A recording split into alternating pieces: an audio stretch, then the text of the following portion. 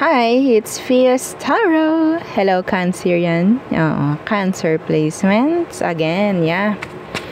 Ating general and love reading ngayong December. Okay, so syempre, before tayo mag-start, kung hindi ka pa nakakapag-subscribe, please do subscribe and hit the notification bell para lagi po tayo maging updated sa mga mangyayari pa lang. And yes, kung may tanong po pagdating sa private reading, sa ating mga protection from evil eye, sa ating love bracelet kay granter, doon sa ating new item for cord cutting, just message me. Okay, message lang po ha doon sa aking FB page. Okay, so if you're watching right now, so nandito ka na sa page ko. Okay, so message ka lang. So may kanta akong narinig. I don't know kung anong meron doon. Hindi ko alam yung title. Anyway.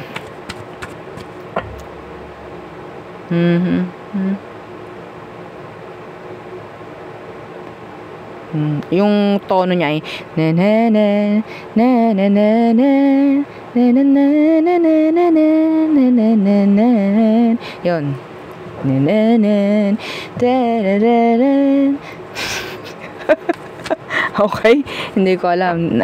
Nalimutan ko yung title. Anyway. So yeah. So let's start. Cancer. So, check ninyo yung song na yun kung alam ninyo. Hindi ko alam yung lyrics. I'm so sorry. Baka merong another message, no, dun sa song na yun. Okay? So, Cancer, ano bang meron sa'yo? In general. Okay, ngayong December. Okay, for you, Cancer, yan. Oh, okay, what's this? Strength in reverse. Oh, be careful. In general, okay, this is talking about nakaka-drain. Parang ganon. Okay? May energy rin dito, Cancer, ha? Pagdating sa health mo, ano bang meron dito? Some of you, ikaw tong may sakit. Sa ngayon, simpleng sakit, mga ganyan. Anong meron dito? Strength. Two of Cups in reversed. Some of you, ikaw itong parang nasa isang sitwasyon, connection, na pwedeng nakaka-drain na. Ha? Yeah. The Eight of Cups, pwedeng may mga lalayuan. Okay? Para rin sa'yo. Yeah, para na rin sa'yo. Some of you, you're dealing with an energy vampire. Okay? Pwedeng pinalilibutan ka ng energy vampire. Yes, and they're the reason why bakit ka nakakaramdam ng drain ka everyday, something like that. So maybe by December, meron kang mga ika-cut off, meron kang mga i-end, okay, something, situation, person man, whatsoever, na pwedeng nagbibigay ng hindi magandang energy pagdating sa'yo. Okay? So what else?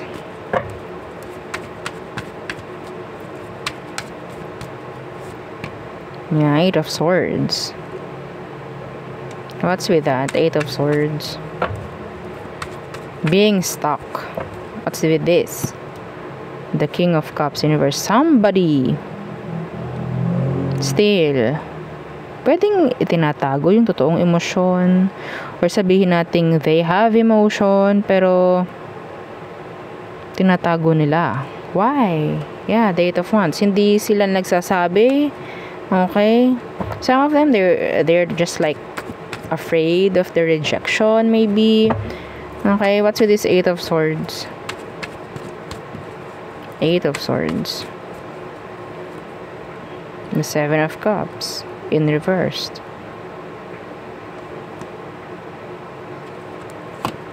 The Four of Swords. Kung sino man to, pwedeng hindi mo siya kausap, ha? Okay, they're thinking of you. Now, pwedeng nalalaman niya na ikaw lang pala dapat. Okay? Ang daming tanong ng taong to sa utak niya ngayon. You're in a break with this person. Air, water, Pisces.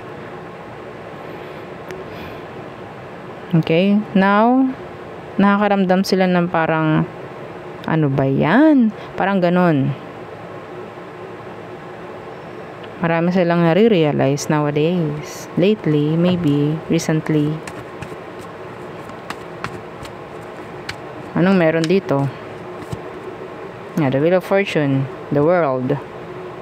Yeah. So, I guess, kung sino man to, na, I don't know, yung energy niya is parang nangihinayang. Pagdating sa'yo, Cancer, pataas ng pataas yung frequency mo by December.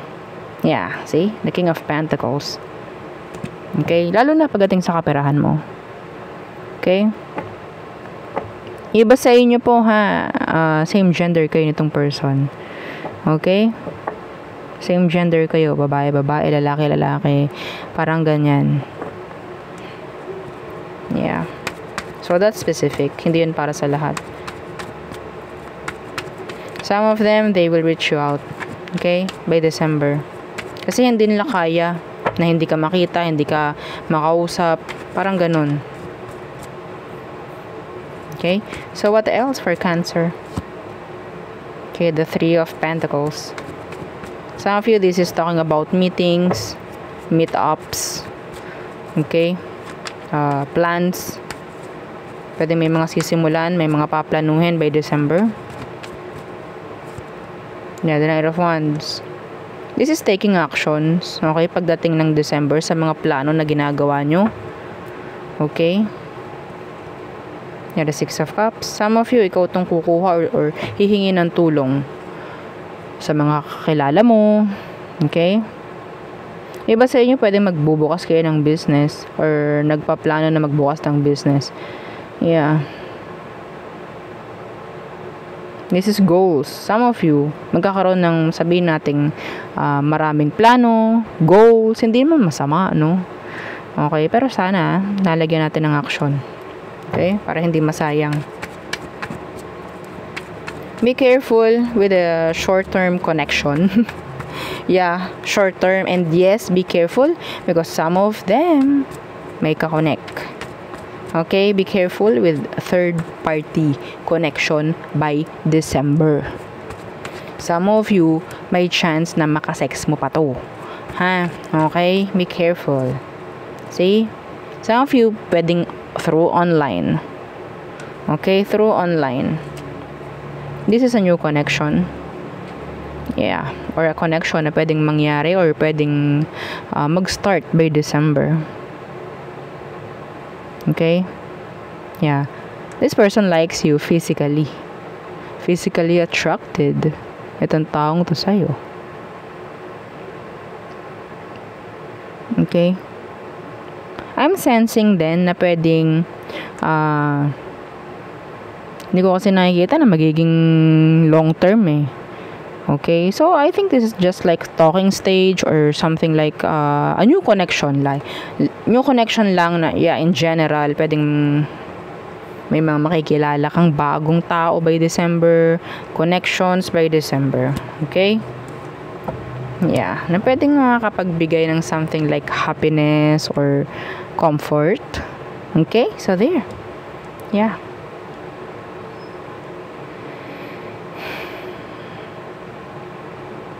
Meron ditong energy na about visa, about travel.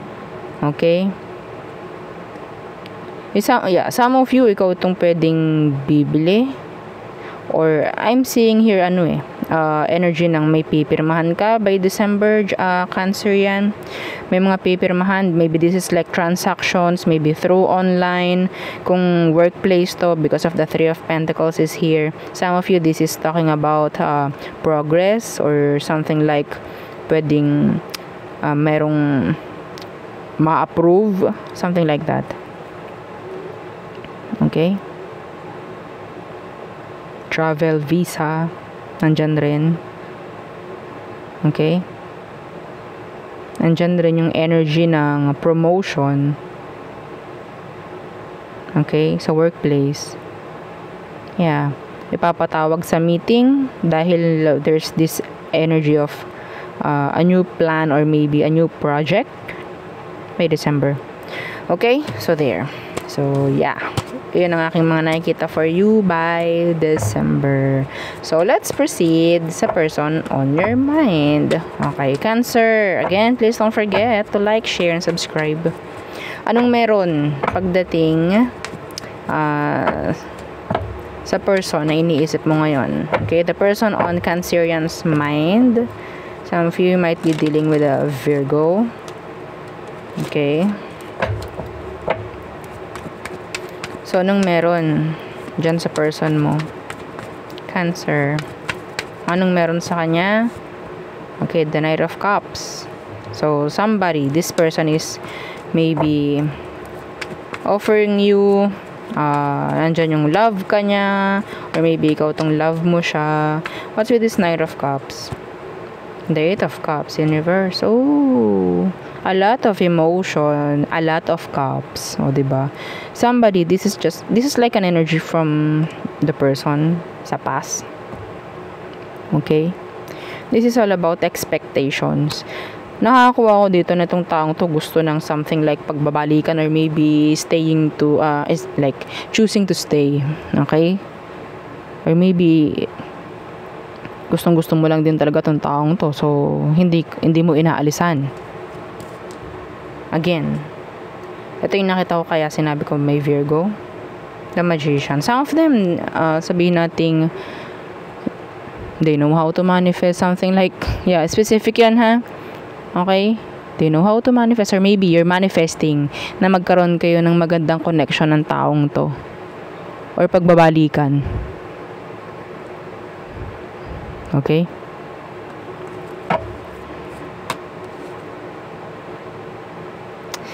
There's this issue sa iba sa inyo, pero yung issue na to ay parang isinasantabi lang. Mahalaga nandyan kayo sa isa't isa, mahalaga ay nagkikita kayo, magkasama kayo, something like that. Okay? Anong meron ba sa sitwasyon? Some of them, this person is returning, binabalikan ka, or pinipili ng taong to magstay sa'yo. Dahil nandun yung love niya, nandun yung care niya, something like that. Anong situation meron kayo, Cancer? The Four of Swords in reverse. The Three of Swords in reverse. So, issue na talaga namang naghuhumiyaw, pero isinasantabi. Some of you, this is talking about third party. Okay? Ang nakuha ko kasi dito, isa pa sa sitwasyon is, every time na magka-connect kayo, masaya lang. Yeah, masaya. Okay? Nalilimutan ng stress, nalilimutan ng lungkot if ever. Okay?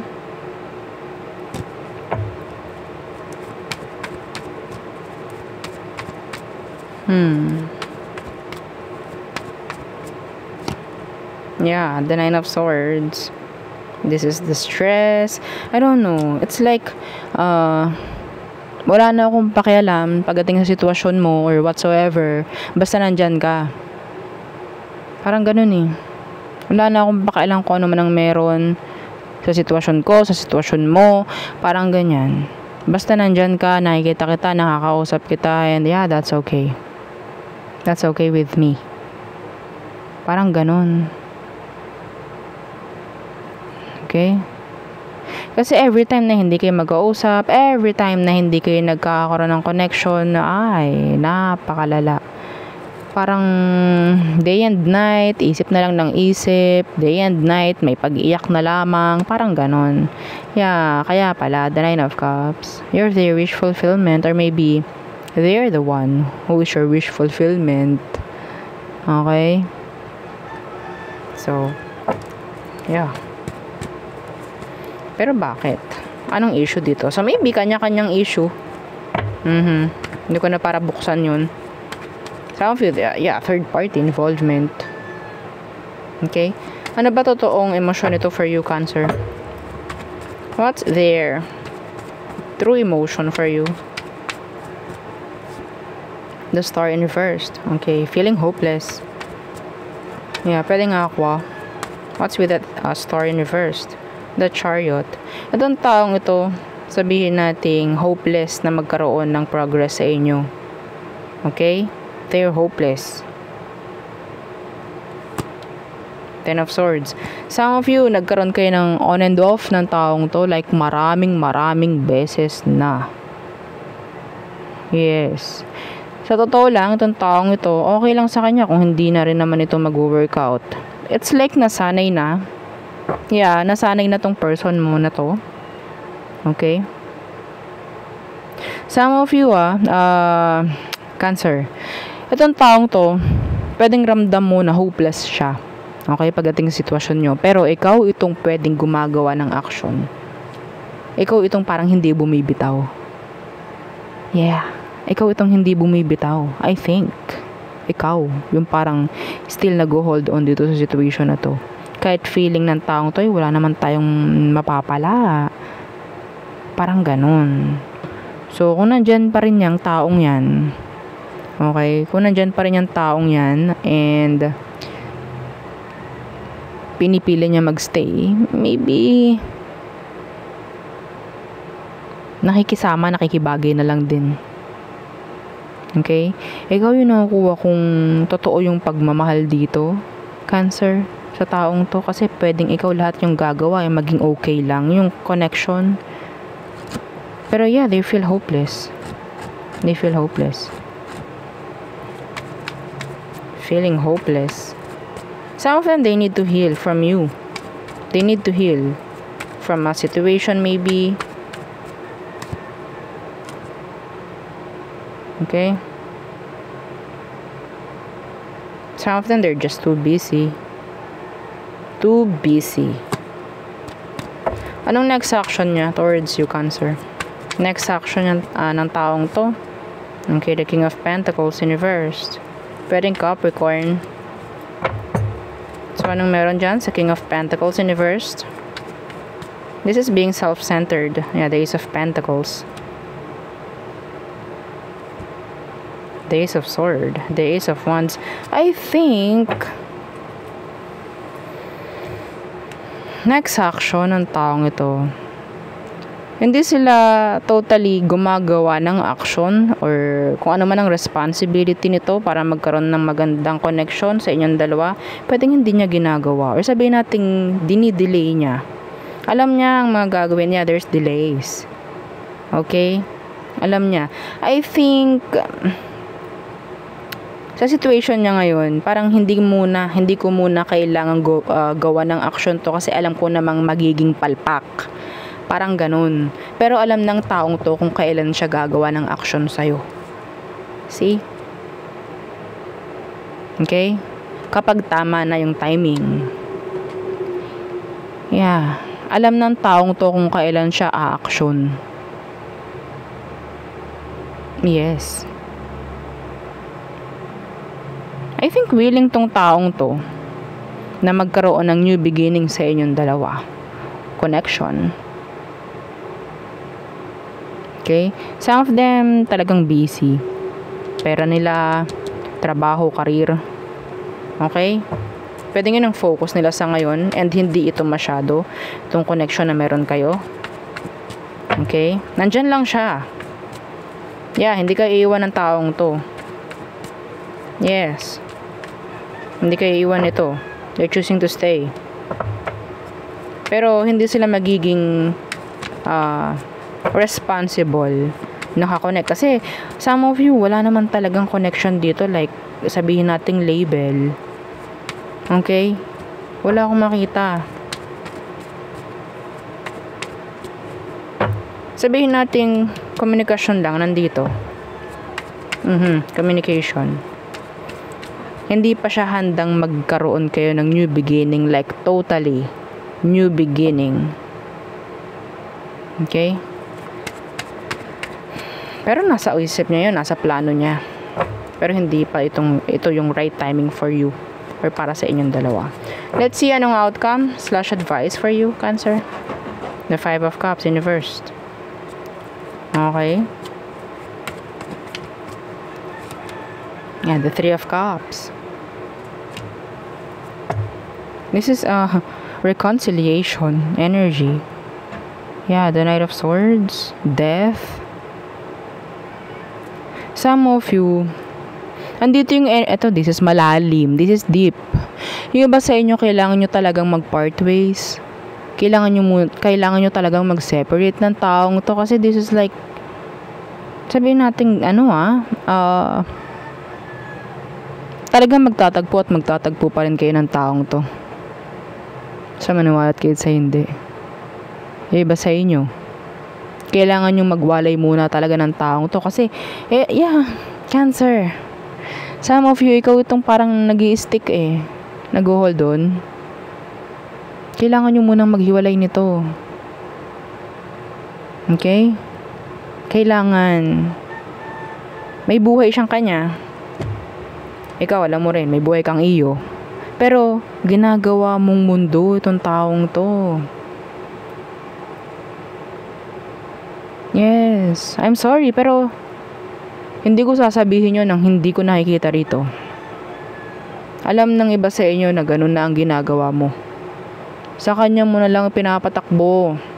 Okay? Yung buhay mo. Yeah.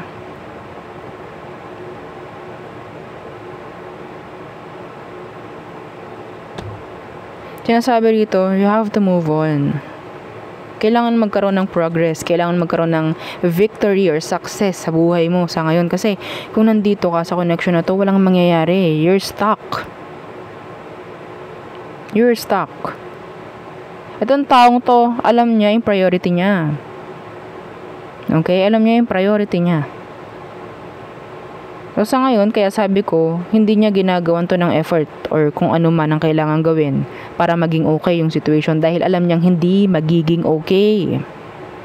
Hindi mag-workout. So it's like, hinahayaan lang niya. Okay? Kung kailangan mangyaring endings, so be it. Yun ang nakikita ko from your person. Okay? Iba sa inyo, you're too afraid na mangyari yun. Like, totally mawala, ending. Yeah, I know you love this person. All your heart. Yeah. So, ikaw yung gawa ng something para magkaroon ng progress dito sa connection nyo na to. Yeah. Nandoon yung energy ng new beginning sa inyong dalawa, pero this is not the right timing. Okay? This person, hindi sila mag-waste, no, ng oras. Ang nakuha ko lang talaga dito is simpleng komunikasyon. Yeah. A reconnection. Pero not a romantic relationship. Hindi pa sila ready or hindi pa sila ganun ka-open pagdating dyan. Ikaw, mahal mo tong taong to. Yeah. Pinipili mo na magstay. Some of you have this age gap. Okay? Maybe you're the one younger. Sila may mga responsibilidad sa buhay. Ang dami. So, parang wala muna sa kanya tong connection nyo na to. Hindi ito mag-workout. Something like that.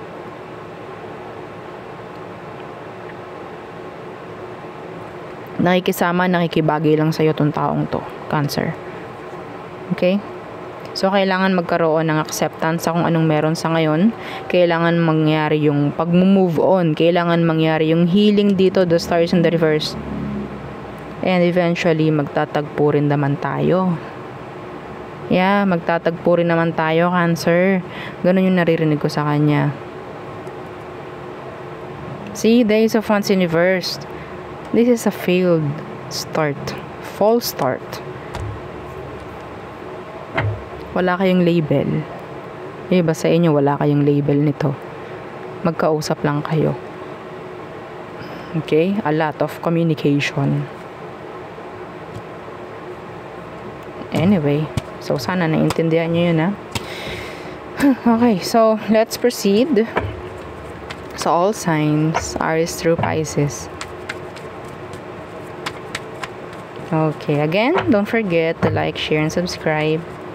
Cancer, the zodiac sign you're dealing with, Aries. Okay, there's this injustice, imbalance pagdating dito sa Aries na to. Taurus, okay, so they have this trust issue, or sabihin natin hindi mo na mapagkatiwalaan tong Taurus na to. Okay, Gemini. Okay, so andito yung energy ng taking action. Okay, taking action. Cancer, sad. Yeah, there's this sadness pagdating sa kanya. Leo, distance. Okay, some of you meron kang ka-LDR na Leo. Some of them, they're, sabihin natin, gumagawa ng hindi maganda. Yeah, I'm sorry. Pero, yeah. Virgo, they're walking away. Libra, they want to talk. Some of them, they're stalking you. Scorpio, no focus, no effort. Or maybe pwedeng ayaw na, or ita-drop na lang nito ni Scorpio. Sagittarius, they need you. Yeah. Feeling the coldness. Oh, some of you, there's this separation with this Sag. Okay. Capricorn, delays. Okay, there's this delays in general. Aqua, they have emotions. Okay, there's this emotion na nag-start na mag-grow, lalo na kung may distansya. Pisces, they love you. Yeah. Okay, so there, yun ang aking reading for you, Cancer placements. Again, please don't forget to like, share, and subscribe, and follow our FB page. Thank you. Bye!